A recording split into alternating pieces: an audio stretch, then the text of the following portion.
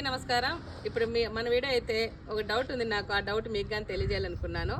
మనం వార్షికోత్సవం ఫంక్షన్ చేస్తున్నాం కదా, ఆ ఫంక్షన్కి అయితే ఇక్కడ వచ్చిన పెద్దలు అయితే 2 సంవత్సరాల నుండి చెప్తున్నారు ఏమని, ఆసరాలు లేకుంటే బాగుంటుందమ్మా, ఇలాంటి ఆసరాలన్నీ రాంగా లేకుండా అయిపోవాలని చెప్పి భగవంతుని కోరుకుందామని మాట్లాడినారు. వాళ్ళు చెప్పడం కానీ కరెక్టే, ఎందుకంటే వాళ్ళనైతే నేను తప్పులు పట్టలేదు, వాళ్ళతో ఉద్దేశించి మాట్లాడలేదు.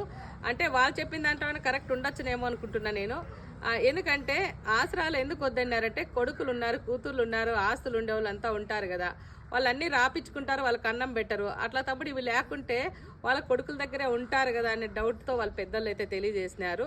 నాకు తెలిసింది అయితే అది కరెక్టా కాదో అనేసి నేను కానీ ఆలోచించుకున్నా. మీరు కానీ అభిమానులంతా ఆలోచించి ఆసరాలు ఉంటే మంచిదా లేకుంటే మంచిదా అని తెలియజేస్తారనుకుంటా కామెంట్ ద్వారాతో. అలాగే నాకు తెలిసి ఆసరాలు ఎవరికి ఉండాలో ఎవరికి లేదనేది అయితే నాకు అర్థమైంది, తెలిసింది. కాబట్టి అవి ఎవరికి ఉండాలనేది కానీ మీకు తెలియజేస్తాను.